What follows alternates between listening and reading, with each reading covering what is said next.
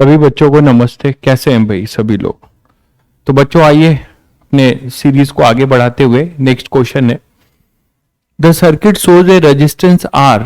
एक सर्किट आपको दिख रहा है, इस सर्किट में एक रेजिस्टेंस लगा हुआ है, उसकी वैल्यू 0.01 ओम है और इसमें इंडक्टेंस है 3 मिली हेनरी का, connected to a conducting rod. ये जो रॉड है अपना PQ, ये कंडक्टिंग है और ये जो रॉड PQ है ये स्लाइड कर सकता है। किस पे स्लाइड कर सकता है? एक परफेक्टली कंडक्टिंग सर्कुलर आर्क है। ठीक है, तो एक परफेक्टली कंडक्टिंग सर्कुलर आर्क है जिसका रेडियस L के बराबर ही है, जिसका radius length of the rod के बराबर है, जो उस पे क्या कर रहा है, रोटेट कर रहा है। ये रॉड जो है यहाँ हिंज है और इसके अबाउट इस कंडक्टिंग आर्क पर क्या कर रहा है, रोटेट कर रहा है।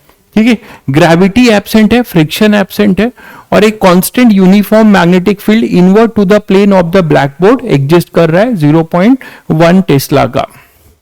अब बोला जाता है कि एट t इक्वल टू 0 दो इंसिडेंट साथ साथ होते हैं।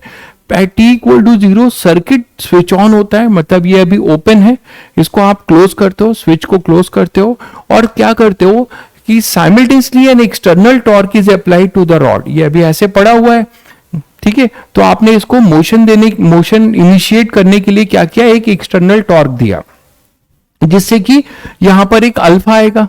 फिर ये कहते हैं कि torque applied on the rod so that rod rotate about P with constant angular velocity omega. तो अब ऐसा मत सोच लीजिएगा कि जैसे ही हमने टॉर्क दिया तो तुरंत ओमेगा कांस्टेंट ओमेगा से मूव करेगा, ऐसा नहीं हो सकता ना, क्योंकि वो एंगुलर इंपल्स नहीं दे रहा है।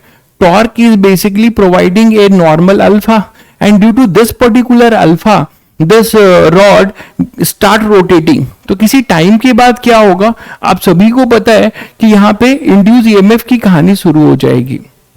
यहाँ पर अपना इंड्यूस ईएमएफ की कहानी शुरू हो जाएगी। आई थिंक सबको समझ में आता है कि ये rod rotating about a uniform magnetic field तो एरिया स्वेप्ट करेगा। ठीक है, तो उसके एरिया स्वेप्ट करने से इसके अंदर एक motional EMF B omega L square by 2 induce हो चुका होगा। तो P और Q पॉइंट के एक क्रॉस ईएमएफ डेवलप हो चुका होगा जिसके वजह से एक क्लोज सर्किट प्रोवाइड हो रहा है, दिख रहा है सभी को।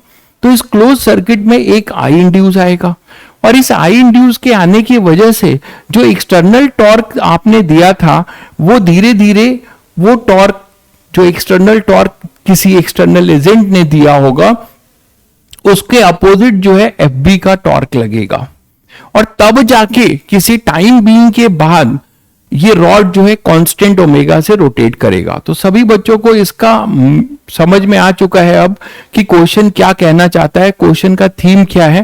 क्वेश्चन का क्रैक करने का थीम यही है कि हमें अगर ये कांस्टेंट ओमेगा से मूव कर रहा है तो whatever be the torque provided by the external agent, तो उसके वजह से जो भी एक्सटर्नल एजेंट कोई टॉर्क प्रोवाइड कर रहा होगा, that particular torque is encounter by the torque due to FB और मैग्नेटिक फोर्स के वजह से जो टॉर्क आएगा वो टाउ एक्सटर्नल को इनकाउंटर करे। आई थिंक सभी को क्लियर है कि इसी से हम क्वेश्चन क्रैक करेंगे। आइए फिर, तो किसी टाइम के बाद हम मान लेते हैं कि किसी T टाइम में ये कांस्टेंट ओमेगा से अचीव कर चुका है। तो अगर ये कांस्टेंट ओमेगा अचीव कर चुका है बच्चों, तो जैसे यहां पर आइए, इसमें आपको पता है कि जो पोलैरिटी होगी, यहां पे जो पोलैरिटी होगी, मान लीजिए हमारे पास ये AB है, ठीक है, इन्होंने रॉड का कोई नेम तो दिया नहीं था, AB ले लेते हैं। तो ये AB है, तो यहां पर देखिए क्या होगा, फ्री इलेक्ट्रॉन्स अगर यहां पर हैं तो इनकी ड्रिफ्टिंग किधर हो रही है, यहां पे कोई भी अगर आप एक फ्री इलेक्ट्रॉन लेते हो, कोई भी अगर आप एक फ्री इलेक्ट्रॉन लेते हो तो इस फ्री इलेक्ट्रॉन की ड्रिफ्टिंग किधर हो रही है, इधर हो रही होगी। तो इसमें जो V क्रॉस B लगेगा, राइट हैंड थंब रूल से जो V क्रॉस B लगेगा, पॉजिटिव चार्ज के लिए इधर होगा, इलेक्ट्रॉन के लिए इधर। इसका मतलब हुआ कि ये हमारा नेगेटिव होगा और ये हमारा पॉजिटिव। तो इस रॉड के क्रॉस जो इंड्यूस ईएमएफ होगा, E इंड्यूस क्रॉस AB, ये तो सभी लोग समझ पा रहे हैं क्या होगा, B omega L square by 2, B omega L square by 2। आप इसकी वैल्यू सबकी दे रखी हुई है, B is 0.1 Tesla, omega is 2 और length is also 2 square upon में 2। तो ये हमारे पास आएगा 0.4 वोल्ट। तो हम बोल सकते हैं बच्चों की ए बी के अक्रॉस हमारे पास एक इंड्यूस ईएमएफ डेवलप हो चुका है, दैट इज वो 0.4 वोल्ट का। तो इसका अगर हम इफेक्टिव सर्किट डायग्राम बनाए तो इसमें हम एक बैटरी लगा सकते हैं, इसमें एक हम क्या कर सकते हैं, यहाँ पे एक बैटरी लगा सकते हैं, और ए के अबाउट हमारा नेगेटिव होगा, ए के अबाउट हमारा नेगेटिव पोलरिटी होगा और बी के अबाउट पॉजिटिव, और इस तरीके से हम कर सकते हैं।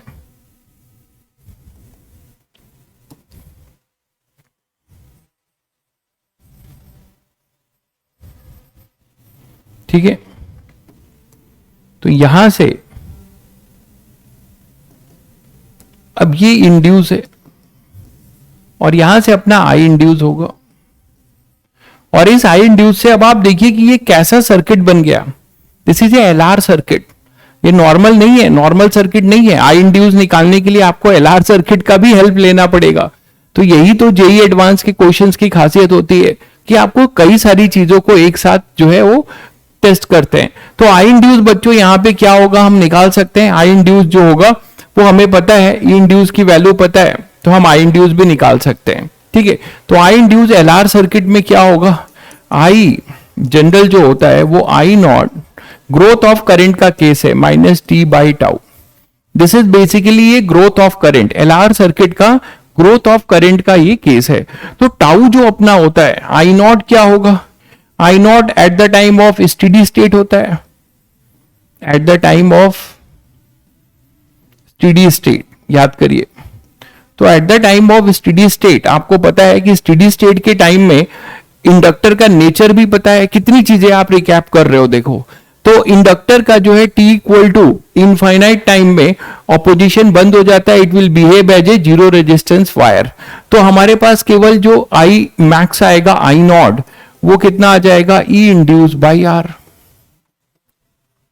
तो ई इंड्यूस की वैल्यू है 0.4 और अपना आर जो दिया हुआ है वो 0.01 दिया हुआ है। तो बच्चों यहां से ये आएगा 40 एम्पेयर, ये 40 एम्पेयर आ जाएगा, देख लीजिए। क्लियर है। तो आई नॉट अपने पास आ गया। टाउ की बात करें तो टाउ क्या होगा, एल बाई आर, और एल हमारे पास दिया हुआ है 3 इंटू 10 की पावर 0.3 मिली हेनरी है। तो बेसिकली हो जाएगा 0.03, वैल्यू चेक कर लें एक बार, yes 3 milli henry, it is not 0.03, it is 3 milli henry. तो ये 3 मिली हेनरी है, तो ये 3 मिली हेनरी है। ठीक है, तो this is basically 3 milli henry. तो 3 मिली हेनरी के लिए आप क्या कर सकते हो, ये L बाई आर, तो आप L की वैल्यू ले सकते हो 3 और R की वैल्यू ले सकते हो 1 इंटू 10 की पावर -2, 1 इंटू 10 की पावर -2, और दिस इज 3। ठीक है, तो 3 इंटू 10 की पावर -3, तो हमारे पास आ जाएगा ये 0.3, हमारे पास ये आ जाएगा 0.3, दिस इज द टाउ। ठीक है, टाइम कांस्टेंट, तो time constant of LR circuit, तो time constant of LR circuit ये भी आ गया। तो now we can easily write I as a function of T, हम I as a function of T लिख सकते हैं। उसके बाद हमें वो आई चाहिए, इस टाइम का आई चाहिए, तो हम उस टाइम का आई निकाल पाएंगे। और जब उस टाइम का आई आ चुका होगा बच्चों, तो उस टाइम का मैग्नेटिक फोर्स निकालना होगा, और फिर वो मैग्नेटिक फोर्स एक्सटर्नल टॉर्क को बैलेंस करेगा। तो आइए आगे बढ़ते हैं। तो फाइनली अपने मतलब की चीजें ये हैं, तो ये मैं हटा रहा हूं।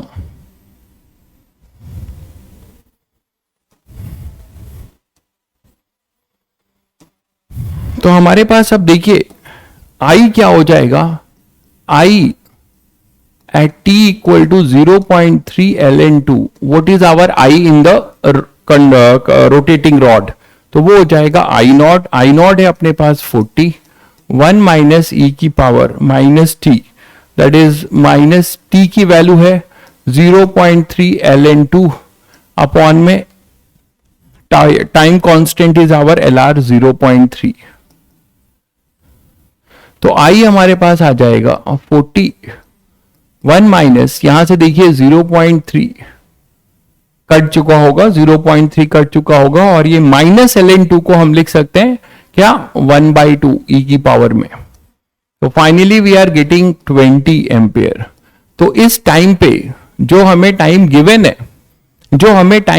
कि उस टाइम पे बताइए, उस टाइम पे आपसे जो पूछा गया था कि इस टाइम पे यही पूछा गया है, देखिए कि find the magnitude of this torque. तो जो टॉर्क मिला होगा, जो एक्सटर्नल एजेंट ने जो टॉर्क अप्लाई किया होगा इस पर्टिकुलर टाइम पे, वो क्या होगा।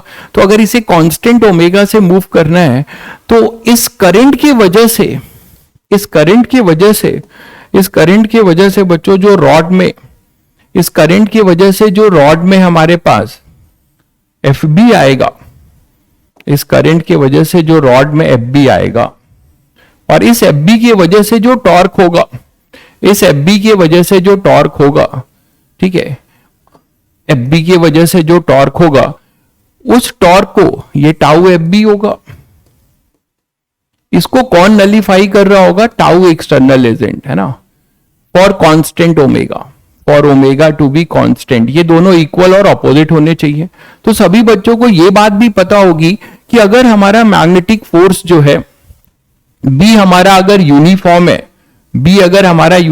है, और करंट हमारा ऐसे फ्लो हो रहा था, तो डायरेक्शन देख लेते हैं, I L cross B, F B इधर लग रहा होगा, ठीक है, एफ बी इधर लग रहा होगा। तो डायरेक्शन बस चेंज कर दीजिए, एफ बी इधर लग रहा होगा हमारे अकॉर्डिंग, क्योंकि ये नेगेटिव था, ये पॉजिटिव था, तो करंट इधर फ्लो होगा, तो आई एल क्रॉस बी, ये क्रॉस है, तो एफ बी इधर लग रहा होगा। तो इसका जो टॉर्क होगा बच्चों वो ऐसा होगा, टाउ एफ बी। तो एक्सटर्नल एजेंट का टॉर्क ऐसा होगा for omega to become constant. तो for omega constant, tau external agent should be equal to tau F B.